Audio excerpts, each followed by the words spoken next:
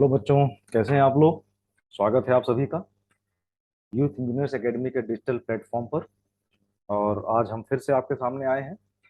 आज हम लोग स्ट्रेंथ ऑफ मटेरियल में बेंडिंग स्ट्रेस एक चैप्टर होता है, जिसमें बीम में हम स्ट्रेसेस आइडेंटिफाई करते हैं और बहुत बेसिक एक इक्वेशन उसको हम प्रूव करते हैं, जिसको हम कहते हैं प्योर बेंडिंग इक्वेशन। बड़ी इंपॉर्टेंट सी इक्वेशन है, बहुत सिंपल सी है। और आज उसे हम प्रूफ करने की कोशिश करेंगे, क्योंकि किसी भी बीम में अगर आपको स्ट्रेस निकालना हो या ऐसा कोई भी मैकेनिकल एलिमेंट जो लाइक ए बीम बिहेव करता हो, कैंटिलीवर बीम बिहेव करता हो, सिंपली सपोर्टेड बीम की तरह बिहेव करता हो, तो उसकी डिजाइनिंग जब करने चलते हैं तो हमें स्ट्रेस की रिक्वायरमेंट होती है। तो वो स्ट्रेस कैसे निकालते हैं, किन किन बातों पर निर्भर करता है, इसी को आज हम लोग डिस्कस करने के लिए आगे बढ़ रहे हैं। तो आइए चलते हैं, पहले समझें कि आइए प्योर बेंडिंग का मतलब क्या है, एक बीम में स्ट्रेस डेवलप क्यों होता है, ये सब समझें। तो उसके बाद प्रूफ करेंगे। हो सकता है कि थोड़ा सा ये वीडियो लेंदी हो जाए, तो उसके लिए परेशान मत होइएगा, लेकिन क्योंकि अच्छा वीडियो होने वाला है ये। ठीक है, तो सबसे पहले तो ये बात समझी जाए कि प्योर बेंडिंग का मतलब क्या है। हम जब कहते हैं कोई किसी बॉडी किसी बीम में प्योर बेंडिंग है, तो प्योर बेंडिंग से मतलब क्या होता है। प्योर बेंडिंग का मतलब ये है कि वैसे तो किसी भी बीम में आपने जब एसएफडी और बीएमडी बनाना सीखा होगा, तो हर बीम में आपने शियर फोर्स डायग्राम बनाया होगा और बेंडिंग मोमेंट डायग्राम बनाया होगा। अगर कहीं ऐसी सिचुएशन मिल जाती है कि जहां पर शियर फोर्स की वैल्यू जीरो दिखाई पड़े, लेकिन बेंडिंग मोमेंट की वैल्यू जीरो ना हो, उस जगह पे आप कहते हैं कि हमारा शियर फोर्स जीरो। जैसे मैंने ये एग्जांपल एक लिया है, ये कहते हैं देखा गया, तो जरा देखा जाए इसको। ये एक बीम लिया गया, राइट साइड में देखिए, एक सिंपली सपोर्टेड बीम है, उस पर दो फोर्स लगे हैं, इक्वल आइदर एंड पे लगे हैं। रिएक्शन निकाला गया, फिर एसएफडी ड्रा किया गया। ये जो डायग्राम हमारा है, ये शियर फोर्स डायग्राम है। मैं इसको लिख देता हूँ, ये शियर फोर्स डायग्राम है। ठीक है, शियर फोर्स डायग्राम है ये। ठीक है, और ये डायग्राम हमारा बेंडिंग मोमेंट डायग्राम है, बेंडिंग मोमेंट डायग्राम। तो ये एक ऐसा केस हमें मिलता है जिसमें हम प्योर बेंडिंग या शियर फोर्स जीरो होना समझते हैं। तो इसमें आप देखेंगे तो आप बी से सी के रेंज में, इस रेंज में आप पाएंगे, यहाँ देखिए कि शियर फोर्स की वैल्यू जीरो है। यहाँ ध्यान से देखिए, तो शियर फोर्स की कोई भी वैल्यू यहाँ नहीं आ रही है, वो जीरो है। लेकिन बेंडिंग मोमेंट की वैल्यू यहाँ से देखिए, ये जीरो नहीं है, यहाँ पे बेंडिंग मोमेंट है। ऐसा केस जब शियर फोर्स जीरो हो, जब शियर फोर्स जीरो हो और बेंडिंग मोमेंट जीरो ना हो, ऐसा केस जब हमें मिलता है, तो उसी को हम लोग कहते हैं प्योर बेंडिंग। उसी को कहते हैं प्योर बेंडिंग, है ना।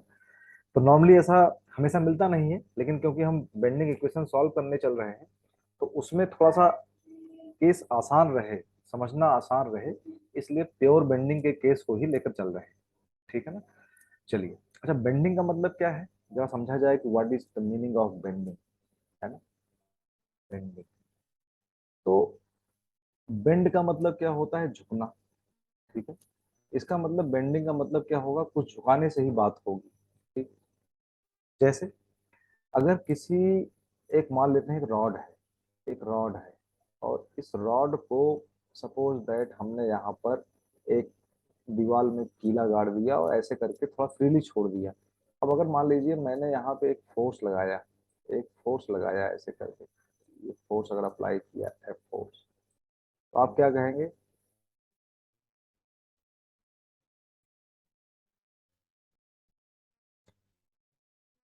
तो अगर इस पे एक फोर्स लगाया जाए और अगर ये डिस्टेंस यहाँ से माना जाए कि एक्स है, तो जाहिर सी बात है अगर ये पॉइंट ओ पॉइंट है, तो पॉइंट ओ के अबाउट एक मूवमेंट दिखाई पड़ेगा, मूवमेंट होगा। इसको आप कहेंगे एफ इंटू एक्स।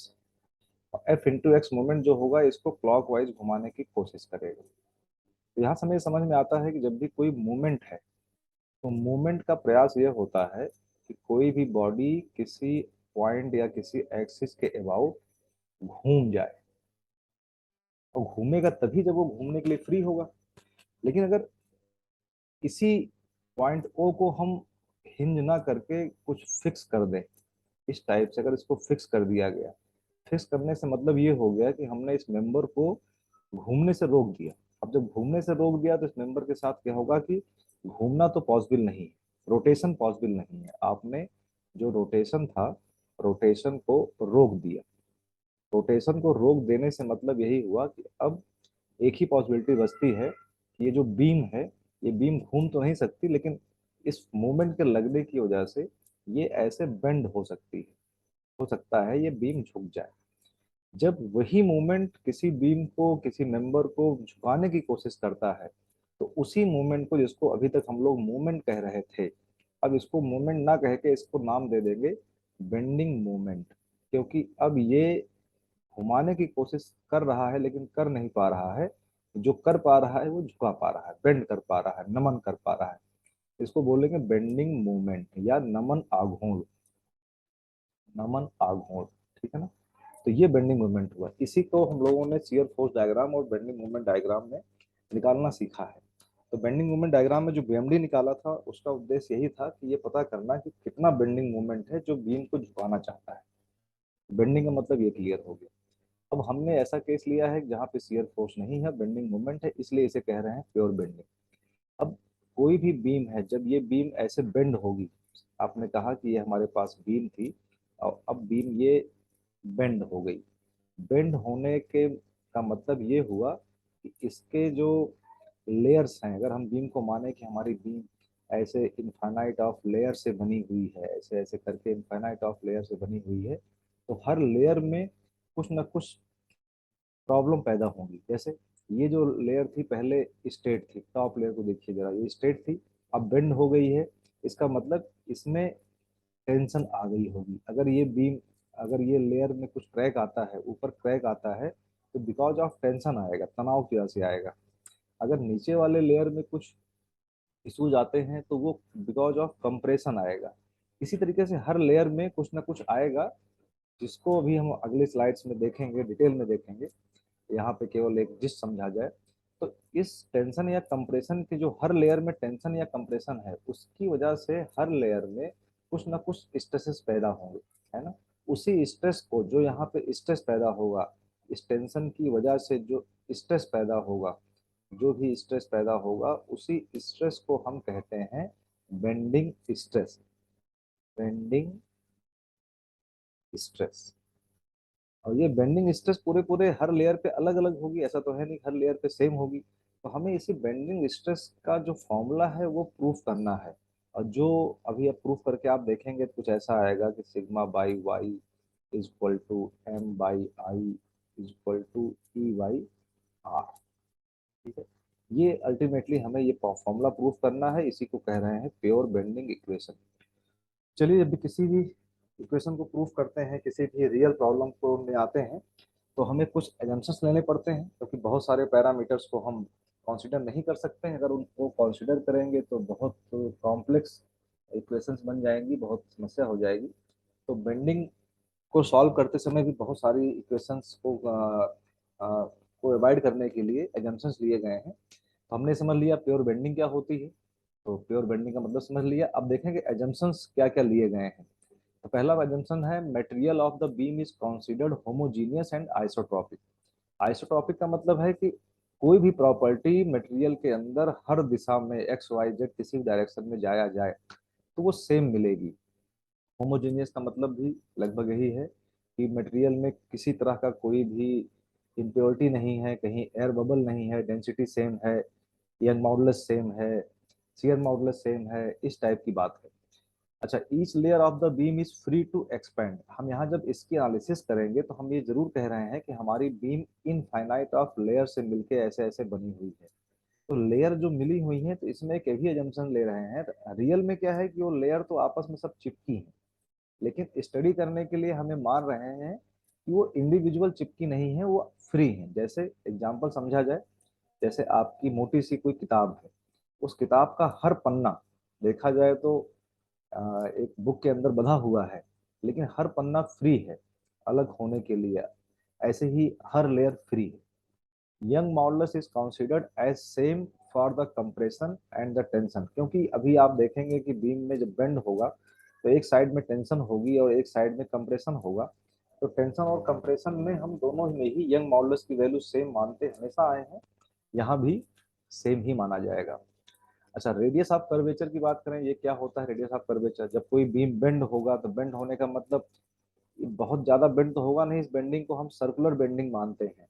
मतलब ये जो बीम हमारी बेंड हुई है ये एक सर्किल में बेंड हुई है, तो इस सर्किल का एक कोई सेंटर होगा, यहाँ मान लेते हैं ये सेंटर है, तो इसे कह रहे हैं radius of curvature. Radius of curvature, जिस कर्व में बीम बेंड हुई है उसका रेडियस। कह रहा है कि radius of curvature of the beam is comparatively higher than the width और the depth of the beam. कहने का मतलब ये है कि ये बीम में बहुत स्मॉल बेंडिंग की बात कर रहे हैं, बहुत लिटिल बेंडिंग की बात हो रही है। जब बहुत लिटिल बेंडिंग की बात होगी तो जाहिर सी बात है जो उसका सेंटर होगा कर्व का वो बहुत दूर होगा। जैसे एग्जांपल समझिए, अगर कोई चीज हमने एक ऐसे इतना बेंड कर दिया तो जाहिर सी बात इसका सेंटर यहाँ कहीं मिलेगा, लेकिन अगर हमने किसी चीज को बस हल्का सा ऐसे बेंड किया तो इसका सेंटर बहुत दूर जाके यहाँ कहीं मिलेगा। तो इसका जो रेडियस है वो ज्यादा होगा, इसका जो रेडियस है वो कम होगा। बेंडिंग ज्यादा होगी तो रेडियस कम होगा, बेंडिंग कम होगी तो रेडियस ज्यादा होगा। ये कहना चाह रहा है कि बहुत स्मॉल बेंडिंग के लिए हम एनालिसिस करने चल रहे हैं। ठीक है। The beam is loaded with in the elastic limit. ये तो स्ट्रेंथ ऑफ मटेरियल का बेसिक है कि हम जो भी लोडिंग करते हैं किसी भी मेंबर पे वो हुक्स लॉ को फॉलो करते हुए करते हैं, तो इसलिए इलास्टिक लिमिट के अंदर ही सारी लोडिंग होगी। The plane section remains plane after the deformation. Means जैसे अगर देखा जाए तो इस कैंटिलीवर बीम का ये सेक्शन प्लेन है, तो बेंडिंग के बाद भी ये प्लेन रहेगा ऐसा एजम्पशन किया जा रहा है। मतलब बिफोर बेंडिंग आफ्टर बेंडिंग ये प्लेन ही रहेगा। ऐसा रियल में होता नहीं है, आप कभी रियल में किसी को बेंड करके देखेंगे तो नहीं मिलेगा, लेकिन ये यहाँ पे एजम्पशंस किए जा रहे हैं कुछ पैरामीटर्स को कम करने के लिए। तो ये तो बात हुई कुछ बेसिक सी। अब हम लोग चलते हैं अपने प्रॉब्लम की तरफ। इसको, इस इक्वेशन को, ये जो इक्वेशन आपने लिखी हुई है इसको कैसे प्रूव किया जाए, ठीक है ना। चलिए आते हैं, नई स्लाइड पे पहुंचते हैं। ठीक, तो फिर से आते हैं उसी पे कि आपको दिखाई पड़ रहा है कि हमने एक फिगर लिया हुआ है, इस फिगर में दिखाई पड़ रहा है कि बेंडिंग दो तरीके से हो सकती है। कैसे हो सकती है कि एक बेंडिंग का तरीका तो ये है जो दिख रहा है आपको यहाँ पे, कि अगर हम सिंपली सपोर्टेड बीम ले या किसी दो पॉइंट पे सपोर्ट किया हुआ बीम लिया जाए, जैसे कि आप देख रहे हैं कि यहाँ पे इस बीम को एक पॉइंट यहाँ सपोर्ट किया गया है, एक पॉइंट यहाँ सपोर्ट किया गया है। पहले बीम स्ट्रेट थी, जब बीम स्ट्रेट थी तो इसको जब दो पॉइंट पे यहाँ लोड लगाया गया, लोड कोई भी हो सकता है, ये लोड पॉइंट लोड हो सकता है, ये लोड यूडीएल हो सकता है, यूबीएल हो सकता है, एनीथिंग कुछ भी हो सकता है। लोड लगने से ये बेंड होगा, और जब बेंड होगा तो इस तरीके से जब बेंड होगा तो आपको दिखाई क्या पड़ेगा कि जो अपर फाइबर है, अपर लेयर है, सबसे टॉप मोस्ट वाला सबसे ऊपर है, वो कंप्रेशन में आएगा और नीचे वाला लेयर टेंशन में आएगा। ठीक है। लेकिन इसी का रिवर्स, अगर कैंटिलीवर बीम है और उस पर इन पे लोड लगा हुआ है, लोड वही बात है, यूडीएल हो, यूवीएल हो, पॉइंट लोड हो, कोई भी हो सकता है, तो इस केस में जब बेंड होगा तो ये टेंशन में दिखाई पड़ेगा और ये कंप्रेशन में दिखाई पड़ेगा। ये बेसिक डिफरेंस है। तो हमें किसी इसी में से किसी एक बीम को लेके सॉल्व करना है, इक्वेशन सेम होगी, बस केवल टेंशन और कंप्रेशन का एक फर्क पड़ेगा। तो आइए जरा इसको थोड़ा सा विजुलाइज करें कि ये स्ट्रेसेस डेवलप कैसे होते हैं। तो मैं कोशिश कर रहा हूँ कि एक बीम को बनाकर आपको दिखा पाऊँ। ठीक है। सपोज दैट हमारे पास एक ये बीम है, डायग्राम कुछ गड़बड़ दिखाई पड़ सकता है, लेकिन मैं कोशिश करूंगा कि साफ सुथरा सा बने। ये एक सपोज दैट एक कैंटिलीवर बीम है, यहीं से बात समझ में आएगी। अब जब इस बीम को हमने, इसी पर हमने इस एंड पे एक लोड डाला, यहाँ पे एक लोड लगाया गया पी पॉइंट, यहाँ पे पी फोर्स लगाया गया, तो मैंने देखा क्या कि लोड लगाने के बाद ये बीम हमारी कुछ बेंड हो गई। कैसे बेंड हो गई? कुछ इस टाइप से ये बीम बेंड होती हुई दिखाई पड़ी, ये बीम बेंड हो गई। ये बिफोर बेंडिंग स्ट्रेट थी, आफ्टर बेंडिंग ये बेंड हो गई। सर जब बेंड हुई तो दिखाई क्या पड़ा कि ये जो हमारा टॉप लेयर है, जिसको हम टॉप लेयर कह रहे हैं, इस टॉप लेयर में क्या दिखाई पड़ा? हमें कंप्रेशन दिखाई पड़ा। सॉरी टेंशन दिखाई पड़ा। देखिए ये एक बुक को लीजिए, बुक को ऐसे बेंड करिए और बुक का जो जो पहला पन्ना टॉप पेज होगा उसमें अगर वो पन्ना फटता है तो बिकॉज ऑफ टेंशन ही फटेगा, ऐसा आप महसूस कर पाएंगे। तो इसका मतलब इस लेयर में क्या है, टेंशन है, और इस लेयर में क्या है, कंप्रेशन है। ठीक है। अच्छा, टेंशन और कंप्रेशन का सिंबल की अगर बात करें तो हमें मालूम है किसी मेंबर में जो आप टेंशन दिखाते हैं तो कुछ सिंबल ऐसे दिखाते हैं कि ये सिंबल होता है टेंशन का, और किसी मेंबर में आप अगर कंप्रेशन दिखाते हैं तो ये सिंबल होता है कंप्रेशन का। इसका भी जिक्र करेंगे ऐसा क्यों होता है, ठीक है, किसी अलग वीडियो में। आप जब टर्स पढ़ते हैं तो टेंशन में जूम करते हैं या कंप्रेशन में जूम करते हैं मेंबर को, तो ऐसे ही कुछ बनाते हैं। ठीक है। तो जहाँ टेंशन होगा ऐसा बनाएंगे, जहाँ कंप्रेशन होगा ऐसा बनाएंगे। तो अगर ये टेंशन में है तो इसका मतलब क्या है कि इसमें जो फोर्सेज जनरेट हुए हैं, इंटरनल रेस्टिव फोर्सेज जो जनरेट हुए हैं वो इस टाइप से हुए हैं, बिल्कुल टेंशन की तरह। देखिए तो इसमें आप कह रहे हैं टेंशन। अच्छा, इसमें जो जनरेट हुए हैं क्योंकि नीचे वाला लेयर कंप्रेस हो रहा है, तो इसमें ऐसे जनरेट हुए हैं। आप ध्यान से महसूस करेंगे तो उस बुक में टॉप में जितना टेंशन होगा बॉटम में उतना ही कंप्रेशन होगा। इसको हम कह सकते हैं कि ये टेंशन और कंप्रेशन की वैल्यू सेम है। मतलब यहाँ भी एफ है, यहाँ भी एफ है, मैग्नीट्यूड सेम है, नेचर अलग अलग है। ठीक है। अच्छा, ये क्योंकि ये हमने तो लोड पी लगा रखा है और ये इंटरनल रेजिस्टिव फोर्सेज है, तो मैं यहाँ लिख रहा हूँ एफ आर, स्मॉल आर, क्योंकि ये इंटरनल रेजिस्टिव फोर्सेज हैं develop by the molecules of the beam material, ऐसे करके। ठीक है। अब जरा फिर से जूम किया जाए कि हमारी बीम में केवल दो ही लेयर नहीं है, इस तरीके से मल्टीपल लेयर है। तो मैं कोशिश कर रहा हूँ दो चार लेयर बनाने की। ठीक है, इस तरह से मैंने कुछ बात किया कि दो लेयर बना दिए। तो आपको दिखाई क्या पड़ेगा कि उसी बुक का कल्पना करें, एज्यूम करें बुक में जितना जितना टेंशन टॉप में था उसके नीचे वाले पन्ने में टेंशन तो होगी ही लेकिन कुछ कम होगी। तो टेंशन यहाँ भी होगी, टेंशन आपको दिखाई पड़ेगा कि टेंशन इसमें भी है लेकिन थोड़ी सी कम है। ठीक है। टेंशन इसमें भी है लेकिन थोड़ी सी कम होगी। ठीक वैसे ही कंप्रेशन यहाँ भी होगी लेकिन थोड़ी सी कम होगी। तो कहने का मतलब क्या है कि जैसे जैसे इधर से इधर बढ़ेंगे टेंशन की वैल्यू घटेगी, और इधर से इधर बढ़ेंगे तो कंप्रेशन की वैल्यू घटेगी। इधर टेंशन घटेगा, इधर कंप्रेशन घटेगा। इसका मतलब क्या है कि एक लेयर या एक पन्ना उस बुक में ऐसा जरूर होगा जिसमें ना तो टेंशन होगी और ना ही कंप्रेशन होगी। उसी को हम लोग कह रहे हैं न्यूट्रल एक्सिस, या न्यूट्रल पन्ना, या न्यूट्रल लेयर, या न्यूट्रल सरफेस। तो मैं कोशिश कर रहा हूँ उसको रेड कलर से बनाने की। ये जो लेयर हमने जूम किया है रेड कलर वाली, इसको कह रहे हैं कि इसमें ना तो टेंशन है ना ही कंप्रेशन है। मतलब मैं कहना ये चाह रहा हूँ कि यहाँ पे टेंशन और कंप्रेशन दोनों की वैल्यू क्या है, जीरो है। ठीक है। इसलिए इस लेयर को हम क्या कहते हैं, न्यूट्रल लेयर की बात करें, पूरे एरिया की बात करें तो लेयर कहेंगे। अगर एक लाइन की बात करें तो एक्सिस कहेंगे। इसको मैं एन एन से लिख रहा हूँ, न्यूट्रल। एन एन का मतलब न्यूट्रल एक्सिस या न्यूट्रल लेयर या न्यूट्रल सरफेस। ये बीम को हमने फ्रंट व्यू करके देखा, सामने से देखा तो कुछ ऐसा दिखाई पड़ा। अच्छा, जरा इसको और रिज्यूम करें, थोड़ा 3D में देखने की बात करें, है ना। इसको हमने जब इधर से देखा, ये फ्रंट व्यू में कुछ ऐसा दिखाई पड़ रहा था, पूरी कहानी ऐसे दिखाई पड़ी। ये बीम ऐसे तो है नहीं, बीम भी 3D में है। अब जब बीम 3D में है तो कुछ ऐसे रही होगी, ये बीम कुछ ऐसे रही होगी। ध्यान दीजिए, ये बीम कुछ ऐसे रही होगी।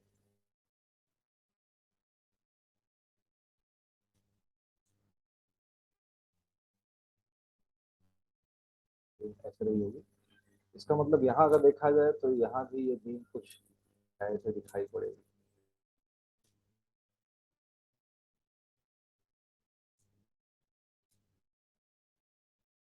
ऐसे दिखाई पड़ेगी। तो मेजर इंपॉर्टेंट चीज इसमें क्या है, जो बीम का क्रॉस सेक्शन एरिया है। बीम के क्रॉस सेक्शन एरिया की बात किया जाए अगर, तो बीम का क्रॉस सेक्शन एरिया ये बड़ा इंपॉर्टेंट है बीम के लिए। किसी भी बीम का जो क्रॉस सेक्शन एरिया है सबसे इंपॉर्टेंट चीज ये।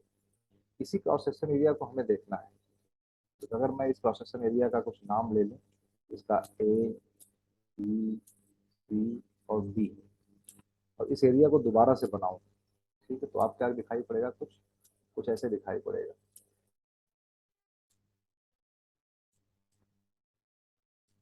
तरीके से कुछ दिखाई पड़ेगा। इसको हम कह रहे हैं A B C and D. ये जो न्यूट्रल एक्सिस फ्रंट व्यू में यहाँ दिखाई पड़ रही है, जब साइड व्यू देखेंगे इधर से, ये आपका साइड व्यू है, साइड व्यू में प्रोसेसर दिखाई पड़ेगा। साइड व्यू देखेंगे तो ये लाइन आपको कुछ ऐसे दिखाई पड़ेगी, ठीक है। तो ये जो साइड व्यू से देखेंगे तो इसमें क्रॉस सेक्शन में न्यूट्रल एक्सिस यहाँ दिखाई पड़ेगी, न्यूट्रल एक्सिस यहाँ दिखाई पड़ेगी। आप ये कहना चाह रहे हैं अभी तक की जो स्टडी समझा है कि इस पर एक फोर्स डेवलप हो रहा है जो कि टेंसाइल फोर्स है इस तरफ, जिसकी वैल्यू एफ आर है। टॉप लेयर की बात कर रहे हैं, बिल्कुल टॉप पे। ऐसे ही बॉटम लेयर पे बात कर रहे हैं कि इस पे इस तरफ फोर्स डेवलप हुआ है, इंटरनल रेजिस्टिव फोर्सेस, इसकी वैल्यू भी एफ आर है, ठीक है। ये फिगर हमने यहाँ से लिया, जो क्रॉस साइड व्यू से देखने के बाद लिया। साइड व्यू देखा तो क्रॉस सेक्शन पे कुछ ऐसा दिखाई पड़ा।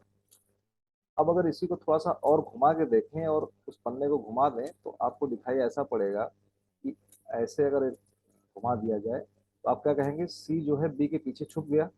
जो हमारा सी पॉइंट है बी के पीछे छुप गया, मतलब बी और सी एक ही पॉइंट बन गए। और डी और ए के पीछे डी छुप गया, ये एक ही पॉइंट बन गए, ये एक ही पॉइंट बन गया। और एन के पीछे एन छुप गया, जिसको आप न्यूट्रल कह रहे हैं। तो ये न्यूट्रल पॉइंट हमारा ये है, जो कि एन के पीछे एन छुप गया, ये एन के पीछे एन छुप गया, कुछ ऐसा हो गया। अब थोड़ा स्पष्ट दिखाई पड़ेगा, क्योंकि अब आपको दिखाई पड़ेगा कि इस तरफ ये फोर्स लग रहा है, internal resistive force F R लग रहा है, और इस तरफ internal resistive force F R लग रहा है, ठीक है। ये टॉप अपर और बॉटम दोनों की बात हो रही है। ठीक वैसे ही आपने कहा था कि नीचे वाले लेयर में, जो नीचे लेयर है उसमें थोड़ा सा टेंशन कम होगी, और इसमें देखेंगे थोड़ा सा कंप्रेशन कम होगी, लेकिन दोनों में टेंशन कंप्रेशन बराबर रहेगा। ये इस तरीके सारे लेयर की बात करें तो दिखाई के पड़ेगा कि न्यूट्रल एक्सिस पे कहते हैं कोई भी फोर्स डेवलप नहीं होगा। ये इसका मतलब ये है, अगर इसका हम डिस्ट्रीब्यूशन देखना चाहें तो इसको अगर हम न्यूट्रल एक्सिस से स्ट्रेट लाइन से ऐसे मिला दें तो आप कहेंगे कि this is the force distribution in the beam, internal resistive force distribution in the beam. इस टाइप से आपको इंटरनल फोर्सेस का डिस्ट्रीब्यूशन मिलेगा, है ना। एक तरफ टेंशन, एक तरफ कंप्रेशन, और ये इस तरीके से चेंज होता हुआ दिखाई पड़ेगा। क्योंकि हमें पता है जो स्ट्रेस होता है, स्ट्रेस सिग्मा, वो इंटरनल रेजिस्टिव फोर्स, जिसको आप एफ आर कह रहे हैं यहाँ पे, और एरिया का रेशियो होता है। इसलिए यही सेम डिस्ट्रीब्यूशन आपको क्या मिलेगा, स्ट्रेस का भी मिलेगा। तो चाहे यहाँ एफ आर लिखें या एफ आर को हटा के हम सिग्मा लिख दें, यहाँ एफ आर को हटा के हम सिग्मा लिख दें, इसका मतलब this is the stress distribution, stress distribution in beam. Stress यहाँ पे ऐसे चेंज होता है, बीम में ऐसे चेंज होता है। मतलब मैक्सिमम स्ट्रेस कहाँ मिलेगा आपको, टॉप पर, सबसे टॉप पर देखा जाए तो मैक्सिमम स्ट्रेस कहाँ मिलेगा, किसी भी बीम के टॉप सरफेस में। यहाँ मैक्सिमम मिलेगा तो आप कहेंगे यहाँ मैक्सिमम कितना है, इस केस में मैक्सिमम टेंशन है। और यहाँ क्या दिखाई पड़ेगा कि मैक्सिमम कंप्रेशन है, मैक्सिमम कंप्रेशन है, ठीक है। तो ये डिस्ट्रीब्यूशन हुआ। इसका मतलब हमें एक फॉर्मूला ऐसा डेवलप करना है कि जो किसी भी लेयर पे हमसे पूछा जाए, हमसे मान लीजिए पूछा जाए कि इस लेयर में कितना सिग्मा है, तो हम निकाल सकें, ठीक है। इसमें कितना सिग्मा है तो हम ये वैल्यू बता सकें। तो इसी वैल्यू को बताने के लिए जो हम फॉर्मूला डेवलप करने चल रहे हैं, sigma by Y is equal to M by I is equal to E by R. ये फॉर्मूला हमें यही बताएगा कि स्ट्रेस किसी भी लेयर पे हम निकाल सकते हैं सिग्मा की वैल्यू। तो देखा जाए कि यहाँ पे वैल्यू को जो हम लेने वाले हैं क्या क्या है, कहाँ कहाँ से मिलती हैं, ध्यान दीजिए। सबसे बड़ी बात क्या है, सिग्मा क्या है, तो स्ट्रेस से निकालना है, ठीक है। वाई क्या है, Y is distance from neutral axis, distance from neutral axis, ठीक है। ये जैसे मान लीजिए आपको इस लेयर पे स्ट्रेस निकालना है, तो आप क्या कहेंगे, भाई मुझे यहाँ से लेकर यहाँ तक की डिस्टेंस तो बता दो। तो ये डिस्टेंस जो होगा, यही डिस्टेंस हमारी क्या है, वाई है, ठीक है। या इस लेयर पे निकालना है, तो आप कहेंगे भाई ये डिस्टेंस बता दीजिए पहले तो। जब ये डिस्टेंस आपके पास होगी तभी आप किसी भी लेयर पर स्ट्रेस निकाल पाएंगे। ठीक है। अच्छा, ये एम क्या चीज है, एम की जरा बात कर लें, बड़ी इंपॉर्टेंट चीज है। ठीक है। एम है जो हम लोग S F D B M D में जब बीएमडी पढ़ रहे थे, बेंडिंग मोमेंट डायग्राम, देखो किसी भी बीम की किसी भी मेंबर की डिजाइनिंग हम मैक्सिमम लोड के लिए करते हैं, तो वहाँ बेंडिंग मोमेंट का आपका चेंज देख रहे थे, कहीं जीरो था, कहीं कम था, कहीं ज्यादा था। तो पूरे बीम पर जो बेंडिंग मोमेंट डायग्राम की जो हाईएस्ट वैल्यू है, जो मैक्सिमम वैल्यू है, बेंडिंग मोमेंट डायग्राम में जो मैक्सिमम वैल्यू है वही ये वैल्यू है ना। अच्छा, इसी को आप चाहे तो अप्लाइड मोमेंट कहें और चाहे कहें कि ये रजिस्टिव मोमेंट है ना। ये रजिस्टिव मोमेंट है जो कि बीम ऑफर करती है अप्लाइड मोमेंट को, रजिस्टिव मोमेंट है ना। और for the equilibrium resistive moment और अप्लाइड मोमेंट आपस में बराबर होते हैं, इसलिए यहाँ पे हम लोग रजिस्टिव मोमेंट का सिंबल एम आर न लिखकर केवल एम लिख देते हैं, है ना। मीन्स यहाँ जो एम लिखा हुआ है ये अप्लाइड बेंडिंग मोमेंट है, लेकिन एक्चुअली कॉन्सेप्ट बेसिस पे ये रेस्टिव मोमेंट है जो कि बीम ऑफर करता है। हाँ, इंटरनल फोर्सेस को निकालने का कोई डायरेक्ट मेथड है नहीं, कोई ऐसा मशीन, कोई थर्मामीटर नहीं बना है कि बॉडी के अंदर कितना इंटरनल फोर्स डेवलप हुआ है निकाल सकें। इनडायरेक्ट मेथड यही है कि इक्विलिब्रियम कंडीशन पे हम इंटरनल रेजिस्टिव फोर्सेस को और अप्लाइड फोर्सेस को, या इंटरनल रेजिस्टिव मूवमेंट को और अप्लाइड मूवमेंट को इक्वेट कर सकते हैं, इसलिए ऐसा किया गया। ठीक। बात करते हैं आई का। तो आई है area moment of inertia, area moment of inertia. आपने पढ़ा होगा integration y square d A या x square d A term आता है। ये टर्म जहां भी आता है इसको हम कहते हैं एरिया मोमेंट ऑफ इनर्शिया। जब कोई एरिया किसी एक्सिस के अबाउट घूमता है ऐसा किसी सिस्टम में, तो ये टर्म जरूर आता है। तो ये जो एरिया रोटेट कर रहा है, अगर आप ध्यान से देखें यहाँ पे, है ना, यहाँ देखिए, तो क्योंकि यहाँ देखिए तो ये एक लेंथ पे एक फोर्स इधर लग रहा है, एक फोर्स इधर लग रहा है, तो आप क्या कहेंगे, दोनों फोर्स इक्वल हैं और बीच का एक गैप है, ये पॉइंट न्यूट्रल एक्सिस है, तो आप कहेंगे यहाँ एक कपल बन रहा है, बल युग्म बन रहा है। इस कपल का एक मोमेंट होगा, इसकी वैल्यू क्या होगी, एफ आर इंटू जो भी बीम की हाइट होगी, मान लेते बीम की हाइट एच है, तो बीम की हाइट एच होगी। ठीक है। ये क्या कर रहा है, क्योंकि ये बीम कैसे बेंड हुई थी, इधर बेंड हुई थी, क्यों बेंड हुई थी, क्योंकि इसके इस पर एक मोमेंट आया था, उस मोमेंट की जो डायरेक्शन थी वो मोमेंट डायरेक्शन एक ऐसे मोमेंट आया था, क्लॉकवाइज मोमेंट आया था। ये अप्लाइड मोमेंट है जिसकी वैल्यू क्या हुई, ये फोर्स अगर बीम की लेंथ एल लिया जाए तो आप कहेंगे पी इंटू एल। ये है अप्लाइड मोमेंट जो चाह रहा है कि बीम बेंड हो जाए, बीम झुक जाए। लेकिन ये जो मोमेंट आ रहा है, ये मोमेंट हमारा रजिस्टिव मोमेंट है, हमारा रजिस्टिव मोमेंट है। ठीक है। रजिस्टिव मोमेंट होने का मतलब है कि ये दोनों आपस में इक्विलिब्रियम होंगे तभी जो है हमारा बीम सेफ रहेगा। ठीक है। तो रजिस्टिव मोमेंट और अप्लाइड मोमेंट आपस में इक्वल होना जरूरी है फॉर द इक्विलिब्रियम। ठीक है। तो इसको इस तरीके से हम लोग समझेंगे। ठीक है, आगे देखेंगे अभी। तो ठीक है, ये वीडियो कुछ लंबा हो जा रहा है, कॉन्सेप्ट यहाँ तक समझ लिया है। नेक्स्ट वीडियो में हम लोग इस फॉर्मूले को प्रूफ करेंगे और देखेंगे कि इस फॉर्मूले को प्रूफ करने के पीछे कैसे कैसे प्रूफ किया जाएगा, फिर कुछ न्यूमेरिकल भी लेंगे, सॉल्व करेंगे। तब तक के लिए थैंक यू सो मच, आप पढ़ाई करते रहिए। बेस्ट विशेष।